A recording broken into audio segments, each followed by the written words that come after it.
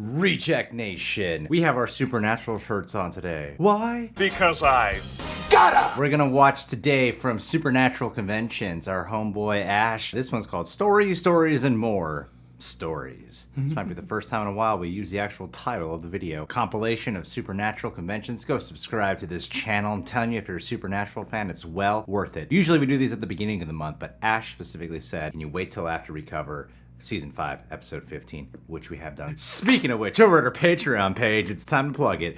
We do a weekly Q&A podcast, and we also do TV show watch-alongs. Several of those shows have reaction highlights included. The biggest draw, of course, would be Supernatural, which for a while we will be covering twice a week. And then other shows that have reaction highlights included along with watch-alongs are Doctor Who, My Hero Academia, Attack on Titan, JoJo's Bizarre Adventure, Death Note, Hunter x Hunter, Promised Neverland, Code Geass, Full Metal Alchemist Brotherhood, Violet Evergarden, Demon Slayer, One Punch Man. And then there are shows where we only have the watch along for them, which are Agents of S.H.I.E.L.D. and Gotham. And then we also do music video reactions 2 to 3 times a week. On top of that, so go become a Patreon eject today. I'm sure you're sick of me talking about it. Let's do this. And I was wondering if you ever consider or thought about doing an episode where your characters switch bodies, basically. Ooh. Oh, yeah, that was written. There was an episode where Sam and the other guy ended up switching instead. Originally, they had Sam. Called body swap. The whole body swap episode. Originally, it was Sam and Dean doing a body swap. That would have been really fun. But no, I think it's good. It would have been jumping the shark if we would have done it. So the way it turned out was funny, and I don't know, it'd be fun. She's talking about the body swap episode. It was okay. Swap. Wasn't the It was a greatest. lot of fun.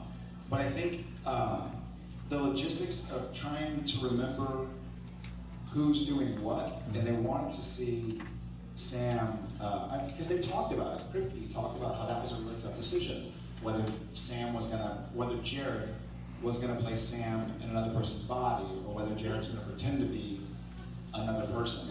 And they thought that maybe it'd be a little bit too goofy, I think, to walk around and be like, hey guys, and so they Well, if he did that. ended up choosing that the best way to do it was with that sort of camera turnaround where all of a sudden the younger boy turns into me and I turn into the younger boy.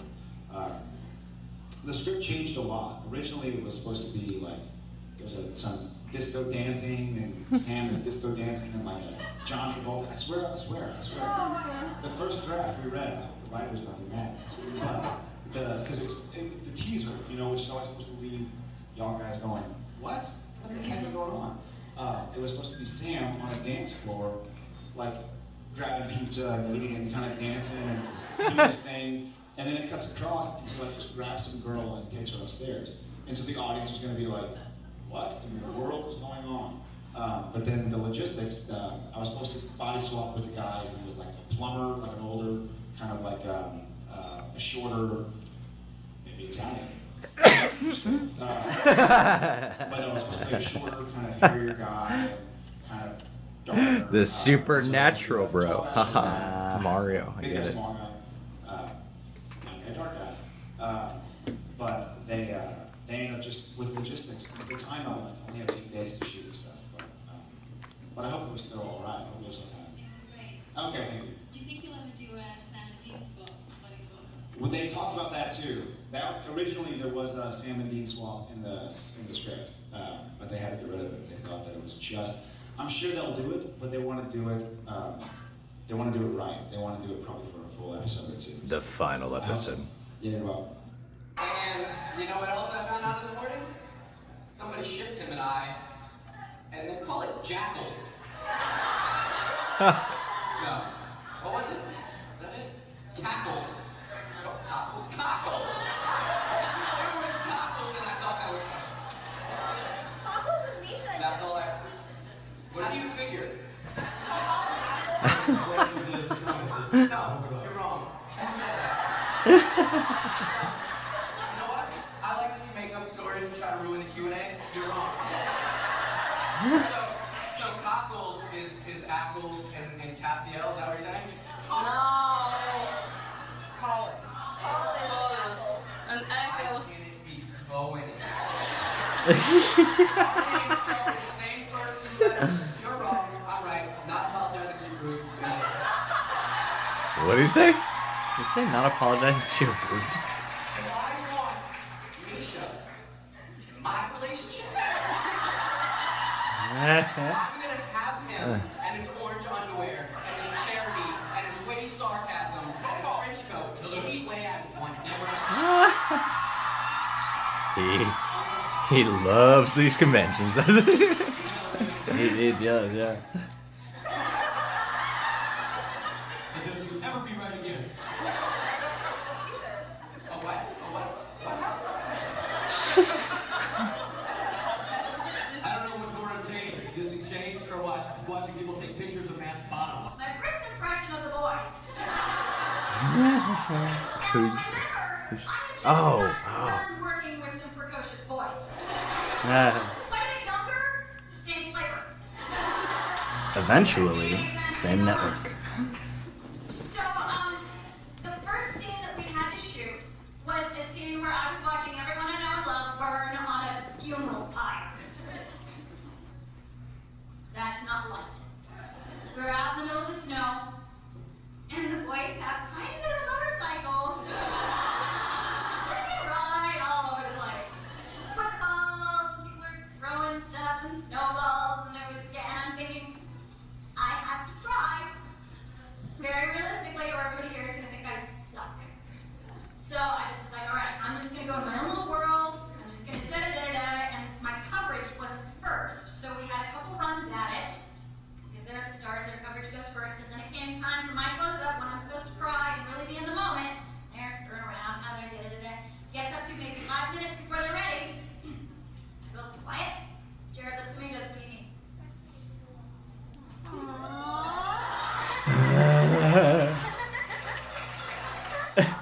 mean, there are shows where the stars don't even have to stand there and say their lines if it's not their coverage.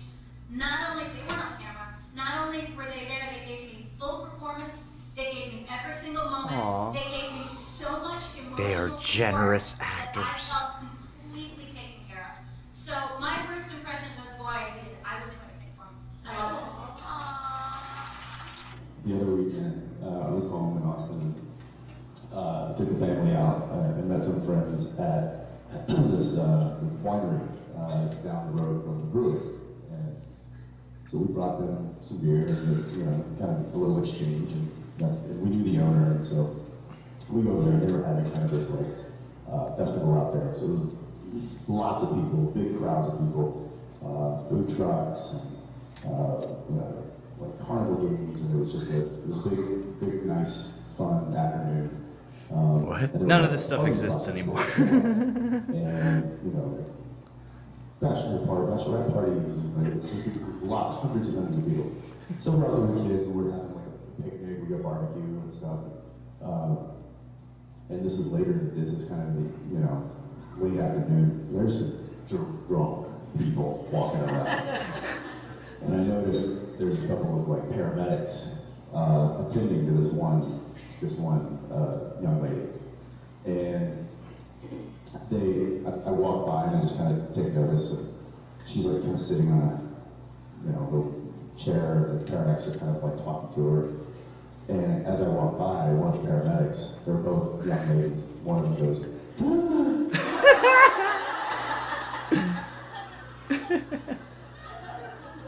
and there's an awkward moment when someone does that to you, and then immediately plans up. So it's I'm walking by and she goes,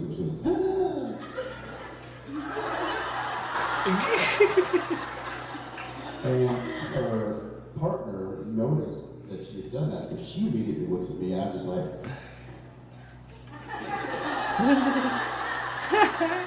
and I do what? A few moments later, the very intoxicated young lady that they were attending to comes strolling over. Oh no. And she comes up to me, and I keep my kids are here, and so I see this coming, and I make an attempt to like head off in the past. So I get up from where we're sitting, and I just kind of like, walk a few yards over this way, and then she comes right up to me, and she's like, "Hi, I'm Kirby. I'm from South Carolina, and I don't don't know who you are. This is like, did my friend over here? I'm like, hey, just do want a picture. I'm Kirby. I'm from South Carolina. I'm like, I got that. She's like, okay, I'm gonna go get them. And she walks over. And while she's talking to me, I see them behind, and they're like,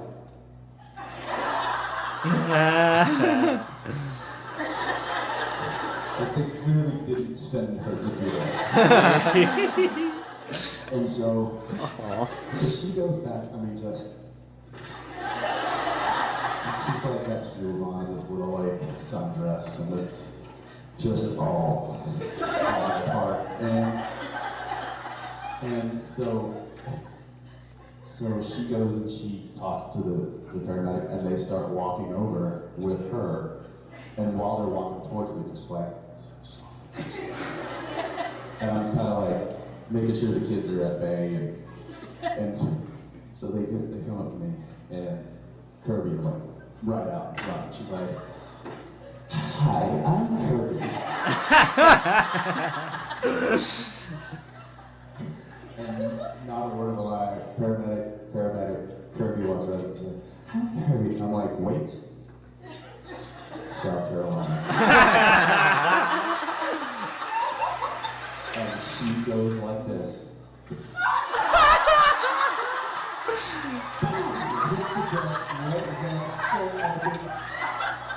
Oh no.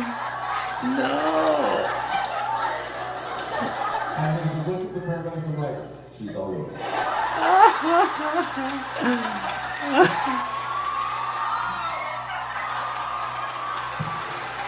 Hell yeah. I'll never be able to. Now one for murder. Kirby, you're out there. You made my day. When I shot Fire Phoenix in 2003, I was on the way to set, and we were filming the sand dunes in the video.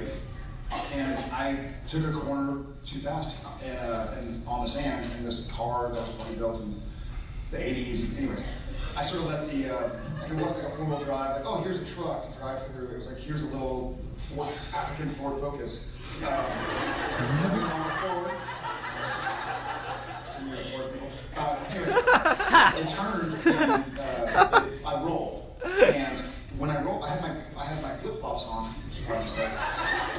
So you kind of brace, and the car did a loop-de-loop, and hit soft sand and hard sand and a berm, and I did a complete roll. Ooh.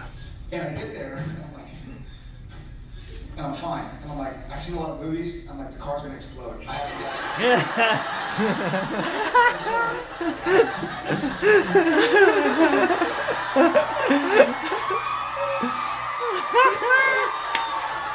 I did full on, like, full 7 steps, dive, land, and then nothing happens. and nothing happened. And so I'm 60 feet away, hiding behind a tree. To the anytime now. To the exploding shrapnel that hit me. And we were filming, it was supposed to look like a plane crash in the middle of nowhere. So we were filming in the middle of nowhere, in the dunes. We were not near anything. No city lights, no traffic, there were no other cars traveling around this private highway. And the car didn't explode. And I was like, okay, I should probably get my cell phone. And they had a production phone they give to all the actors. And I was like, I should let them know that I'm going to be late today. So I go back to the car.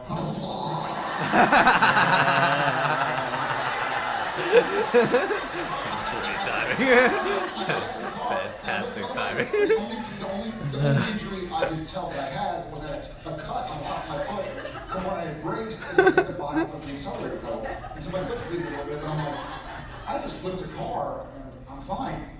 So I go to the car and I'm like, I'm gonna let production know that I am gonna be late because I rolled the car. And I can't find the phone. And I'm like, wait a second. And I kind of look around, I take a moment. I'm like, I can't hear, there are no sounds. There are no birds. I'm like, I can't find my phone. I'm like, oh my God, I'm dead. I'm dead.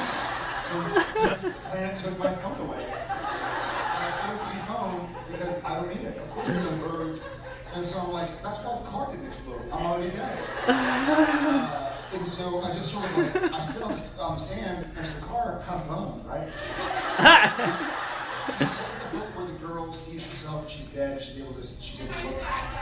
Yes, so that's me. I'm like, okay, maybe I got flung from the car. So I look around a little bit, looking for my earthly dead body. Because I'm now a spirit Jared. I'm to see if I can do that yet. That happens longer after you die. You can't fly immediately. It takes like 10 months. And so, you're fine. I guess in hindsight, I wasn't dead, so maybe you can fly. And so I'm walking around, like, I have a phone. I wonder, like, looking to see where my body went. And then here comes this car, and I'm like, oh, it must be nice to be a human alive. And it's my producer, Rick Godfrey, his assistant. And he pulls over, his name's Eric. And he pulls over, and he's like, hey man, you all right? You can see me?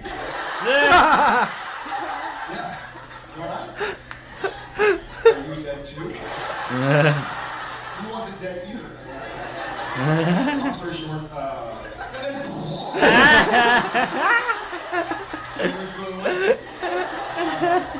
long story short, he was not dead, I was not dead. My car was a write-off because my car was dead. It landed on a big rock. Because when I saw the car, I was like, "That doesn't look too bad. It might not be too expensive." Did you see the car flying away?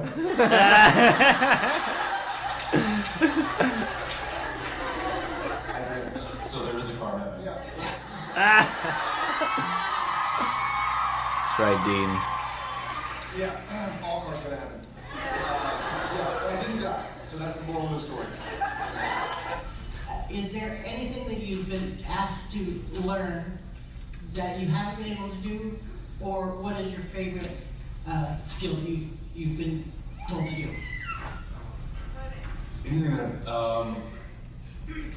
I kind of refuse, and I don't know if it's just the competitive nature of me, I refuse to have them write something in the script that I can't do, or that I won't figure out how to do. I remember when they were like, oh, and then he has a reverse 180 in the Impala. I'm like, I've never done that. But I'm not going to let my stunt double do it. So I spent the whole hour of lunch learning how to do a reverse 180 in the Impala, which is, in a modern car, easier. In a 1967 tank, it's very, very heavy in the front, and it's that front end goes. So anyway, it took me a couple tries. There was another one, cleaning all the weapons, breaking them all apart, and putting them all back together again. Always so cool. Without looking at it. Yeah. Was the one that Phil wanted me to do. So I forget what season that was, but there's an episode where Dean has the like shotgun, pistol, 2 pistols, and a shotgun all laid out in front of him, and he's cleaning it. And I never looked down, but I put the whole thing back together again. Rack it, put it down, and start putting the other one back together again. Ah, so and cool. Phil was like, you think you can do this and never look down? And I was like, why would I do that? Because it's cool. Then yes, I will.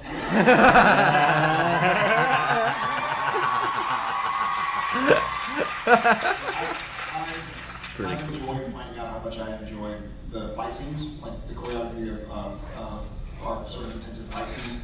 I hate doing, and if y'all go back and watch, just know to yourself that Jared Padalecki hates painting sigils. Because there's not, at least that I have some knowledge of, they'll show you a template of a sigil you're supposed to paint on the wall, and then they'll be like, okay, so you're hitting this one here, and you're like, okay, check, and a backwards Z with a circle, okay, and then, okay, and then after that, comes in, so you run over here and you do this one. I can't remember what I was supposed to do in the first one. And so then they'll go like, okay, what we'll do is we'll have our professional on-set painter Milan start it, and you just remember a few of the things to finish it. But he gets there with his paintbrush, and it's like a perfect circle. It's all the same width, and then I'm supposed to be painting with my finger, and it's looking like it. I'm like, this looks stupid. They're like, yeah, it looks stupid. I know, that's what I said. It's the difference between like a professional artist and if a 2-year-old came out. A 2-year-old would do better. I've seen 2-year-olds do better. So I hate it. And they'll be like, well, it doesn't really match. I'm like, guys, please don't make this scene about the sigil painting. They're all made up anyways. Like, I don't think, dear Supernatural, I love the show, but the sigil of sulfur was wrong in season 8. So I'm no longer going to watch it. And I just think, you know, the idea is we're painting angel blasting sigils or something, like, let's move on. There's a saying we have on set where, like, if there's some detail in the background or something like this, like a sigil is just maybe slightly different than what we used for the same. If we're reading a book and it's on a certain page for the Y, and then it's on a different page for the close. Some very fine detail that you know. The saying on set that people say this and on a lot of sets and movie sets and stuff is, if they're paying attention to that, we've lost them. And my response to the people that said on our set is, have you met our fans?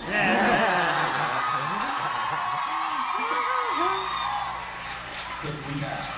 And they will know, and we haven't lost them. Run for president.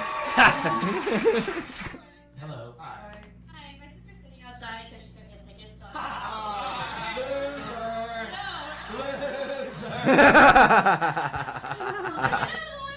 What? You don't care enough about your sister to give up your seat? What kind of sister are you? yes. So I was wondering if you could An awesome sister. The winner. Sisters are doing it for themselves. She is Charlie Sheen to her sister's Emilio Estevez.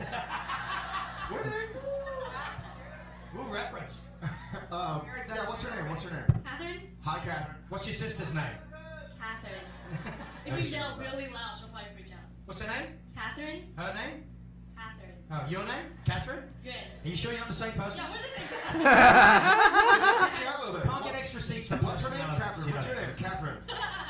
We're talking to a psychopath. Which one of you is talking right now? That's what... I'm sorry, it wasn't me. That's what I heard, right? No, I think the same thing. They're really hard to understand. Oh.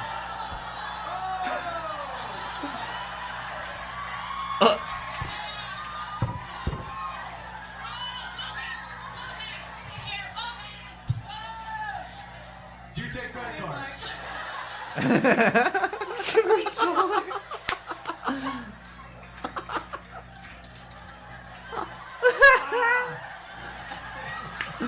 Never spend that. Don't hurt yourself.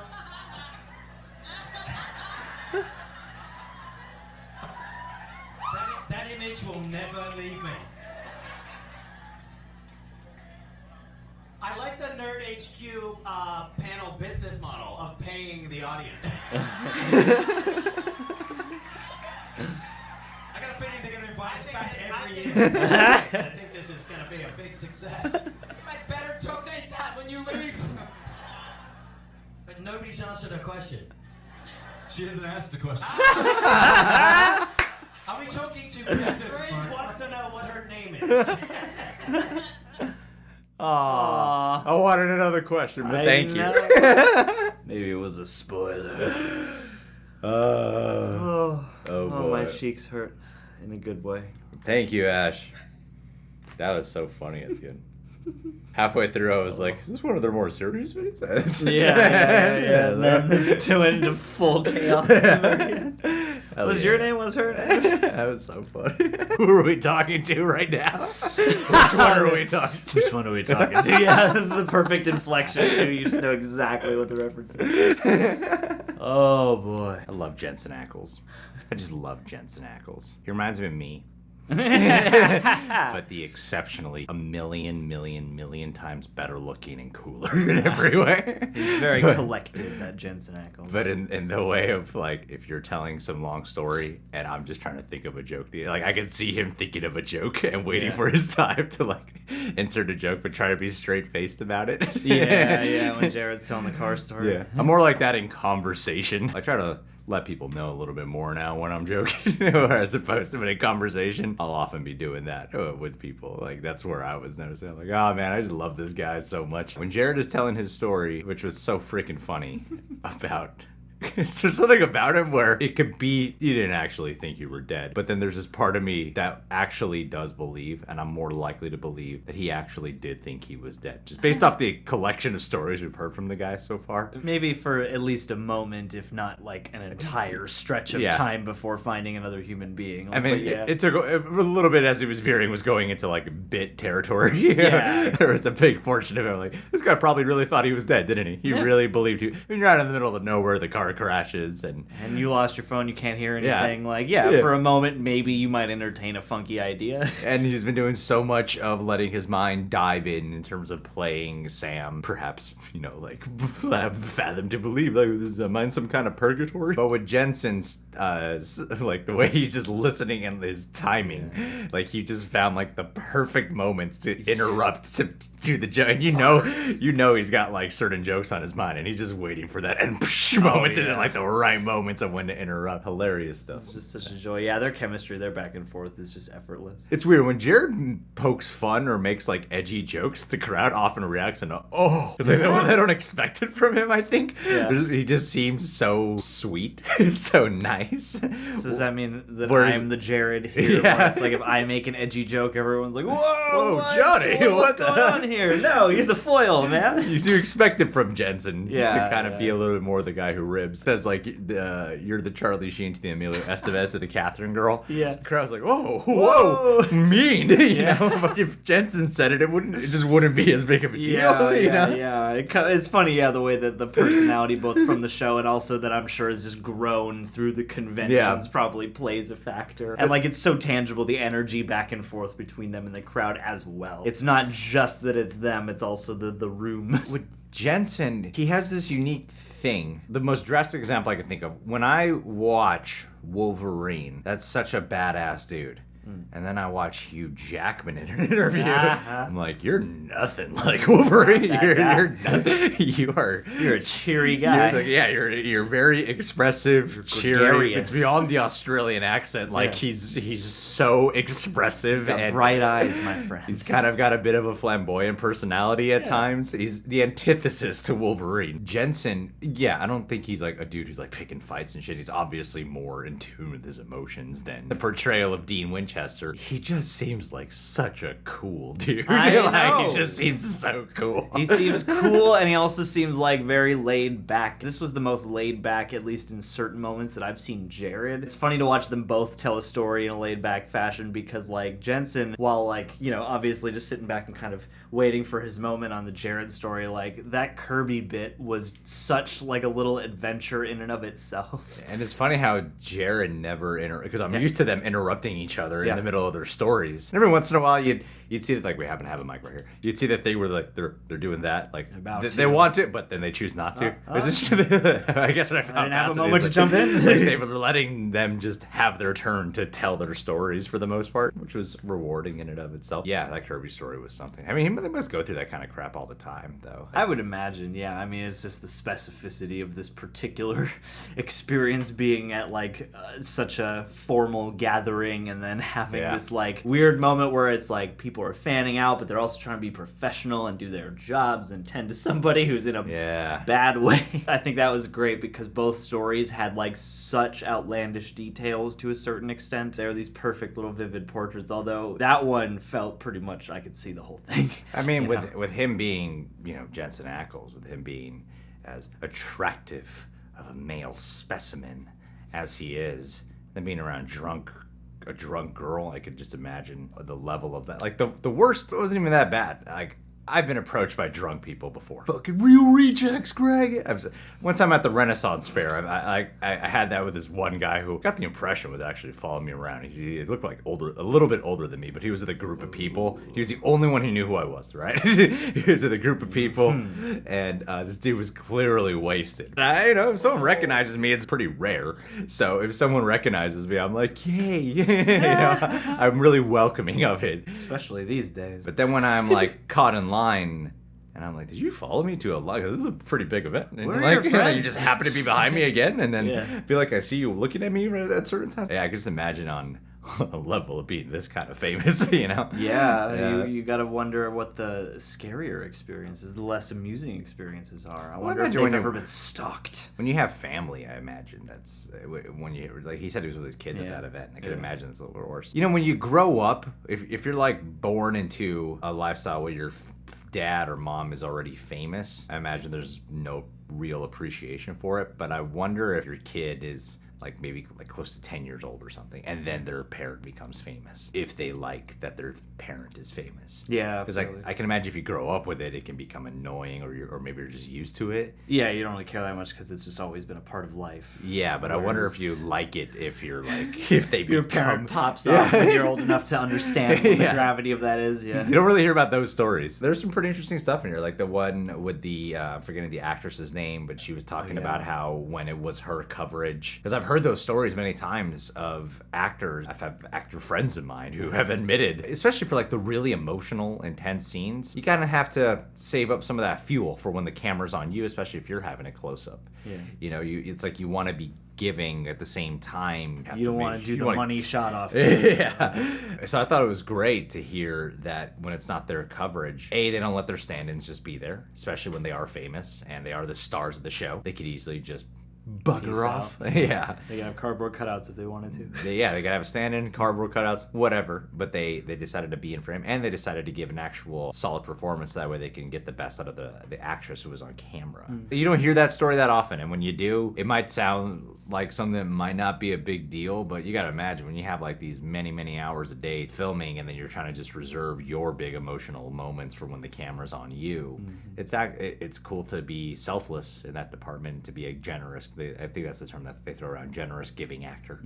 Well, and it's got to be really awesome too for that guest star to be able to like, and I'm sure if they applied that same thinking to other guests, you know, it's got to be an honor to be able to act. They thought she was hot. Well, no, you know, because people's experiences vary. Yeah, we both got to be in the scene with this one.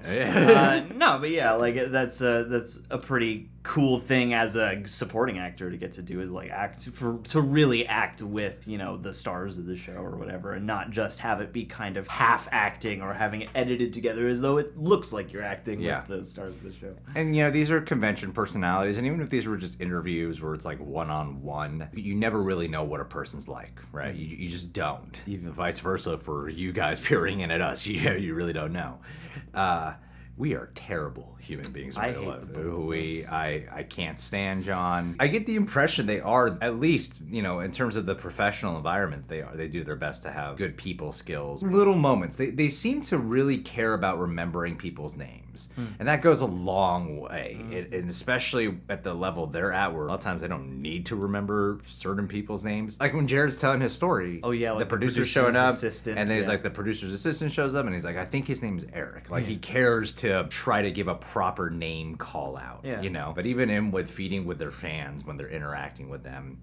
And it looked like at one point even Jensen got up while Jared was telling his death story to like give someone a water bottle or something. Yeah, you know. Well, that's always fun too, to watch them like interact with people, like while one's telling a story and see the other looking off camera, and I'm like, who are they talking to? Yeah. I want to be there. Yeah. I want to be caught up on the show so I can go to the next one when the world's back open again. I think the two like actual supernatural story related ones would be the body swap, which we covered already. We're several episodes past that.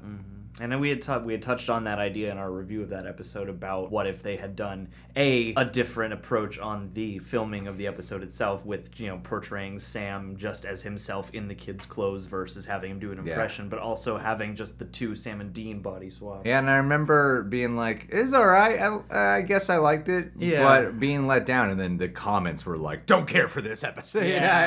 All the Supernatural fans. Because there's like a good chunk in the very beginning that's dedicated to that episode. I thought that was interesting to hear about it, because hearing what they originally wanted to do instantaneously, I was thinking that would be a much better episode. I would have much rather have watched that than random teen witch boy. You know? Yeah, like that almost seems like it maybe could have just been an earlier season's episode or something like that if they wanted to use it in that particular way, because the setup itself is more whimsical, whereas if you had Sam and Dean body swap, you could probably do a lot of character developing within that. Right, and it'd be fun because they know each other's performances so well, so they can embody it. Yeah, because they've done it so long across from each other. And then, you know, like the sigils that Jared struggles with. And Man, that's your department. You're always picking out the little like inconsistencies and bad continuities. It's funny how I just won't think about, oh yeah, they don't do that themselves, do they? Like he has to do like some of it, right? With the sigil, he's, as he was saying, but there's actually a prop guy who's painting it on. Then when it's time for his coverage, he has to do the rest of the painting for it. I am not good at art in whatsoever. Anytime we play any kind of art game, there's this like board game that we love to play called Scrawl. I like the some of your drawings, all right? No one ever can tell what I'm drawing. It's always no one could ever tell what I'm drawing, because I suck. I'm terrible at drawing. If someone's able to get it, people are always like, hey! You know, like that's how bad I am, because people associate what I do as like, I don't know what Greg's trying to do. You know? So you very much sympathize with him in this moment. Yeah. Whereas with you, everyone when we play a drawing game, everyone's like, wow, this is great. How'd you too much detail? How'd you do this in such short a time? You know?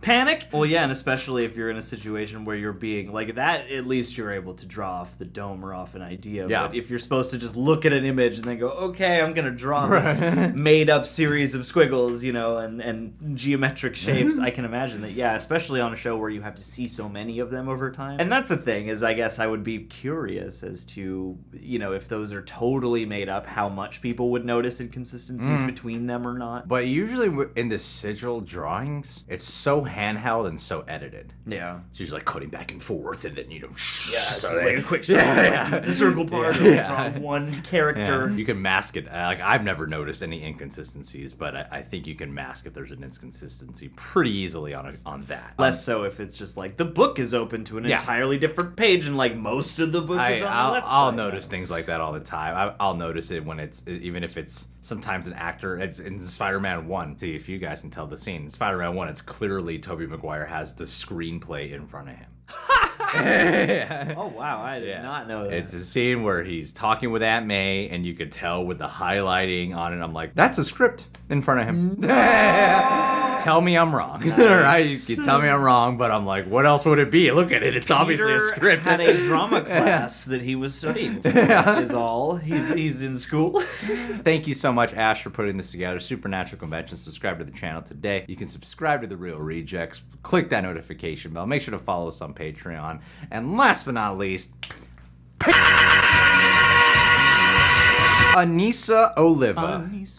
This is going to be the easiest shout out in the world. You know why? She gave John that shirt. That's right. And she gave Greg that shirt. So our Supernatural tees, the only ones we now own. That's right. And John right. took his home. I did. It belongs to me. I said you can, and now I'm regretting giving him the permission when he's specifically was like, so should I put this here? And I was like, no, dude, it's yours. Like, just take it back to your bedroom. They're like part of the set. Yeah, now we're doing this, and I'm like, oh, this is what he was probably thinking about. Funko Pops, and I got the Dean one, and he got the Sam one. That's right. So Nisa, thank you so much. You found our secret P.O. box. Mm-hmm. We made it extra hard for you, and that's how we know John's your dedication. Dad's office. That's right, which is just at my house. It's very efficient if you're looking for all kinds of things. But seriously, thank you for your love and generosity, and for really lending us fan credibility. Yeah, for our Supernatural. When people see it, they're like, "Oh wow, they must be huge Supernatural fans." Damn right, almost at the 6th season. Yeah, that's right. We're like a third of the way through the show. Yeah. Woo! Thank you, Anissa. See you on the live That's how I blow kisses. People think I'm gonna wink when I do this, but I go.